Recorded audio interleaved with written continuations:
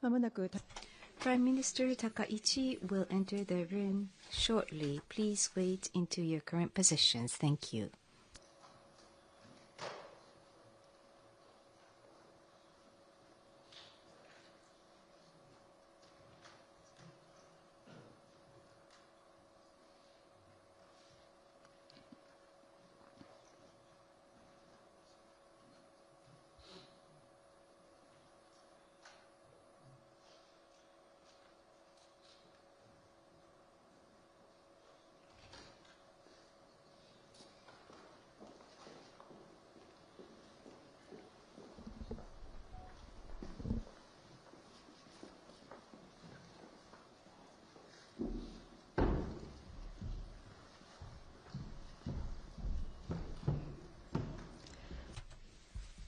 We will now begin the press conference by Prime Minister Takaichi. Prime Minister Takaichi will make initial remarks, and that will be followed by a Q&A session. Prime Minister, the floor is yours. Thank you, and good afternoon. I wish to share with you my thoughts as this trip to Gyeongju to attend the APEC Economic Leaders Meeting comes to an end. Today is the 12th day in office as Prime Minister. Since last week, events have taken place one after another with the ASEAN-related summits, President Trump's visit to Japan, and the APEC Economic Leaders Meeting as I dashed through the intense and meaningful week of diplomacy. During the series of diplomatic events, I was able to move forward the policies that I had placed on the agenda at the time of my appointment to the stage of implementation. Those policies include promotion and evolution of FOIP, free and open Indo-Pacific, to make the concept aligned with the times, elevating the Japan-US alliance to new heights, and establishing trust and cooperation with major regional countries through frank dialogue. In order to restore Japanese diplomacy that flourishes on the world's center stage, I have made a good start through bold steps. President Trump and other leaders I met during the week received me with congratulatory remarks on my appointment to Prime Minister and warm welcome. I am pleased that I have been able to build personal relationships with leaders which will form the foundation of future bilateral ties. And a few hours ago, the APEC Economic Leaders Meeting to which I attended concluded at the AELM under the theme of Building a Sustainable Tomorrow, and based on the priorities of Connect, Innovate, and Prosper, active discussions took place with leaders. As Japan strives to build a strong economy, sustainable growth and prosperity of the Asia-Pacific are essential. At the AELM, I stressed the importance of maintaining and strengthening a rules-based, free and fair economic order and a high-level CPTPP, and the need to swiftly deal with pressing issues of the WTO, which can no longer be deferred. I also demonstrated Japan's determination to contribute to regional development and resolution of social challenges through strategic growth investment by public-private partnership in such areas as AI and digital, energy, and infrastructure. The Gyeongju Declaration agreed by APEC economic leaders explicitly mentioned several factors that are of high priority for Japan. We believe that this was a result of several member economies sharing Japan's position. At this meeting, decision was made for Japan to take on the chair of APEC in 2031. We will make all our efforts to prepare for the year 2031. And on the sidelines of APEC, I had separate meetings with President Xi Jinping of China, President Lee Jae-myung of the Republic of Korea, and other leaders.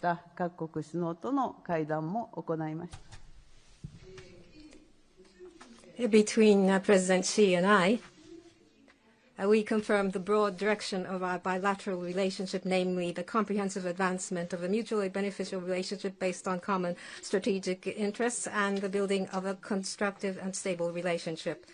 With President Xi, we discussed the various pending issues. What I stressed was that it is precisely because there are pending issues and differences that the top leaders directly and frankly engage in dialogue. It is my hope that this meeting will trigger further attempts to address the various challenges and cooperation. In my talks with President Lee Jae-myung, we agreed on the significance of Japan-ROK relations and cooperation between Japan, ROK, and the United States in the present strategic environment. In particular, we confirmed that we will develop our bilateral relationship into one which is future-oriented and stable based on the foundation of Japan-Korea relationship, which has been built since the normalization of diplomatic relations between our two countries. To this end, we agreed that both governments will continue to closely communicate in the future as well, which includes the conduct of shuttle diplomacy. Aside from this, today I met with Prime Minister Carney of Canada and confirmed that we would further cooperate toward the realization of FOIP, or the Free and Open Indo-Pacific. We had a candid exchange of views on the current international situation. Now, next year marks the 10th year since Prime Minister Abe at the time initially advocated FOIP in 2016. The free and open and stable order, which we have become familiar with, is being significantly shaken, and more than ever, powerful diplomacy and security policies are necessary. I started with a visit to ASEAN, welcomed President Trump in Japan, and here in the ROK as well, I was able to engage in important diplomatic activities. But we have only started in our attempt to restore Japan's diplomacy, which flourishes on the world's center stage. It is my intention to address the issues of strengthening the U.S.-Japan alliance, which is now the greatest alliance in the world, cooperation with a broad range of partners for the realization of FOIP or FOIP, strengthening relationships of trust with the major counterparts of the region. With respect to each of these, I will make my utmost effort going forward based on the results of diplomacy achieved this time. This concludes my opening remarks. We now would like to accept questions from the journalists. First, we will give the floor to the Japanese press. Those with questions, please raise your hand.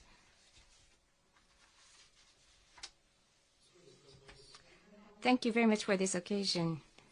My name is Chijiwa of TV Asahi, and I'm the lead managing journalist. I may overlap with your initial remarks, but this was your debuting APEC, so how do you evaluate the achievements? And as you have pointed out, you began with ASEAN, followed by President Trump's visit to Japan, Japan-ROK, and Japan-China summits, and now APEC. So this was a week of diplomacy. What's your assessment of the series of events? And another point. You've experienced many diplomatic scenes, but this is only the 12th day in office. But what do you think about Takaichi diplomacy? What's the definition? What's your style of diplomacy? You probably by now have your own image of diplomacy. Maybe you're trying to do something different from before. So what's the image of the Takaichi diplomacy? As the concluding event of the Week of Diplomacy, which began immediately after inauguration at the AELM, I was able to clearly demonstrate Japan's commitment to the strong economic development and prosperity of the Asia-Pacific. Decision for Japan to host APEC in 2031 was yet another major achievement. This was also a great opportunity to engage in meaningful meetings with responsible leaders of the region. I exchanged words with them directly, and as I mentioned in my initial remarks, I had frank dialogues with China and ROK, who are important neighbors, and was able to solidify the groundwork in advancing diplomacy at the highest level. Looking back on the past week at the ASEAN-related summits, strengthened partnership with ASEAN, the cornerstone of FOIP, and other like-minded nations and ally was reaffirmed, while during President Trump's visit to Japan, which took place immediately after ASEAN, we clearly concurred to co-create a new history for the Japan-US alliance. Through the series of diplomatic events, I talked in person with several leaders, including our ally, like-minded nations, and regional neighbors, and established personal ties. I am pleased that I've been able to take a steady step forward to create a new horizon for the foreign policy of Japan. Initiatives to achieve my goal of restoring Japan's diplomacy to flourish on the world's center stage has only just begun, as I mentioned in my opening remarks, but the starting dash was powerful. And building on this momentum, I am determined to make all-out efforts to build extensive partnership for the strengthening of the Japan-US alliance, realization of FOIP, and solidifying trust with major regional counterparts. So what's the difference between conventional foreign policy? I'm not sure, but people-to-people direct contacts are important. Just casual conversations about our daily lives is really important, and that shortens the distance between us. Next, we'd like to entertain questions from the non-Japanese press. When called upon, please proceed to the microphone and state your affiliation and name before you ask your question. So the person in the front row, in the very front, please.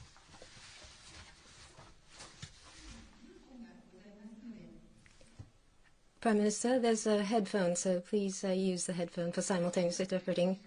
I'm from Reuters. 私はパク・ジュミンと申します。Park Jimin from Reuters. If I may ask my question in Japanese or English is fine. Previously in July, with regard to the $550 billion of investment into the United States, you said that in light of national interest, if you decide that it is not fair, you would ask for renegotiation. Between Korea and the United States, the trade agreement transpired, and between Korea and the United States, the trade agreement transpired, and the reduction in tariff amount is the same as Japan, but investment into the U.S. is smaller than that of Japan, and the profit split conditions are such that it's more favorable. With Japan, Korea has a lot of commonalities. So in comparison with Korea, the tariff agreement between Japan and the United States, do you feel that this is fair? If there are inequalities or imbalance, will you be asking the United States for a revision? Would you propose that? Thank you very much. Between the United States and Korea, negotiations are such that it's an agreement with a third country. So I'd like to refrain from commenting on the nature of the comment or the assessment of the agreement. But my awareness is that between U.S. and Korea, it's not a situation where both sides have presented what is complete. So the accurate content and substance of this is unknown to everyone. The respective circumstances of each nation differs, so I do not think it's appropriate to make a simplistic comparison. With regard to agreements between the agreement between Japan and the U.S., even with the change in Prime Minister, it's a commitment, a promise between governments. So I feel that it should not be changed. What is important is that with regard to the present agreement, it should be used to promote interests of both countries, and it should expand cooperation toward economic security, and also to feed that into economic cooperation promotion. I think that is what is of importance. Again, we give the floor to the Japanese press. Please go ahead. Nishimura of Asahi Newspaper. Thank you very much for this opportunity. I have a question on domestic politics. You will attend to the Diet session after return to Japan with minority ruling party. How will you deal with measures to address rising prices? You committed to the Japanese Innovation Party that you will pass the bill to reduce seats by the end of this session. There's strong objection amongst the opposing party.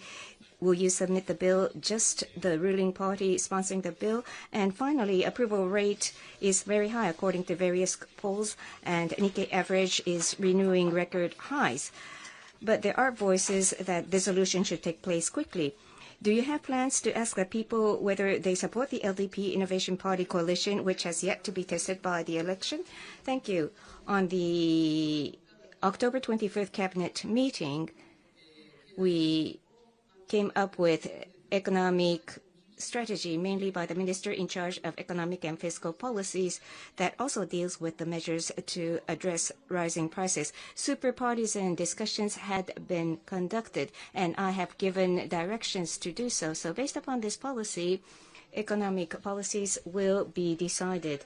And on the issue regarding reduction of seats between LDP and the Japan Innovation Party, we agreed that the number of seats at the lower house will be reduced with 10% at the target.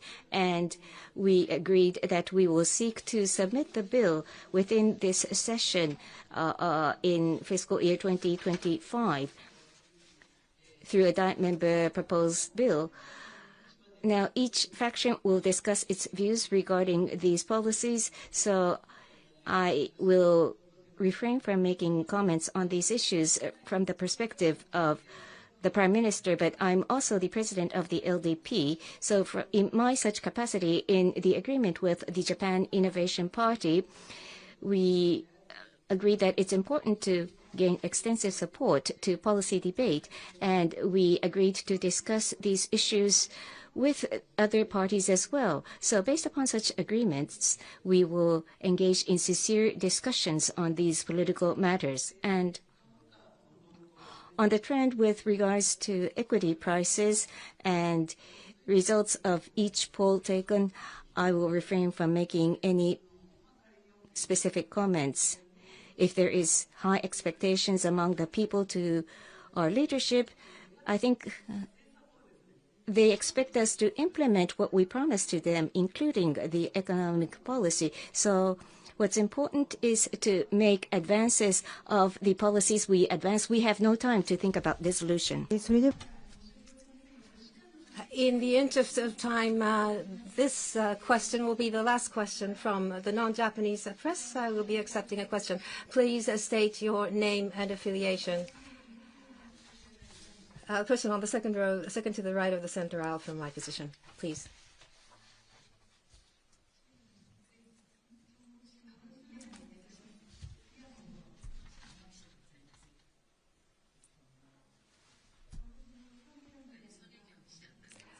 경북 일보 성애기운でございます。京北新聞でございます。 경주 APEC 발걸음을 하셨습니다.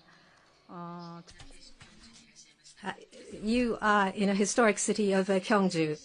In Nara City, Nara Prefecture, you have originated from this prefecture, and you cherish traditional values. And so Japanese cities have a deep relationship with Gyeongju, and APEC AELM was held here, and I believe that is very significant. Gyeongju has a sister city relationship with Nara, 55 cities, and with Usa City, it has a 33-year sister city relationship. So, but every time there's a political confrontation between the two countries, there's a large drop in exchanges. With this AELM as a starting point, exchanges between the cities in both countries would further solidify the foundation for the development of both countries and international cooperation.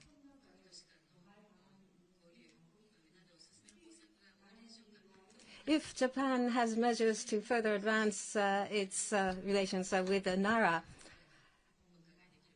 I would appreciate it if you could enlighten me on this. Thank you very much. Between Japan and Korea, the citizen exchanges would be important for the stable development of bilateral relations. Recently, regardless of generation or region, various exchanges are taking place, and these underpin the favorable trend of our present bilateral relationship. As you point out, between Nara City and my hometown and constituency and Gyeongju, there's a sister-city relationship which has spurred sporting and cultural exchanges, and broad exchanges have been taking place.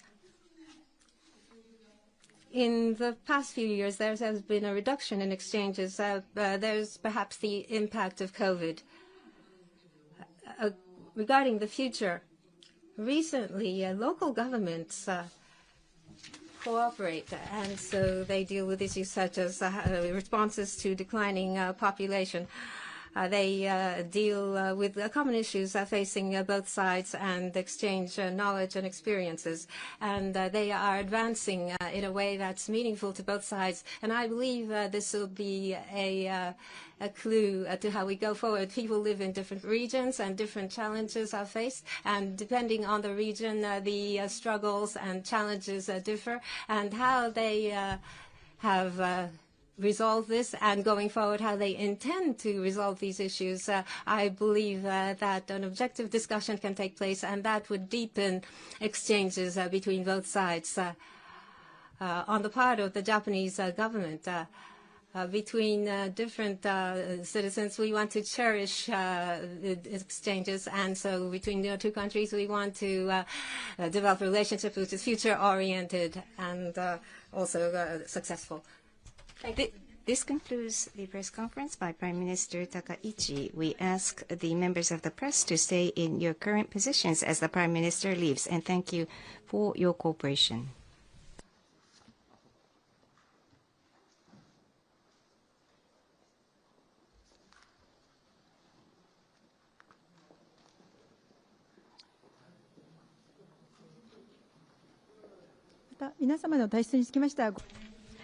Please stay in your positions until we make announcements with regards to the timing of your departure, and we thank you for your cooperation.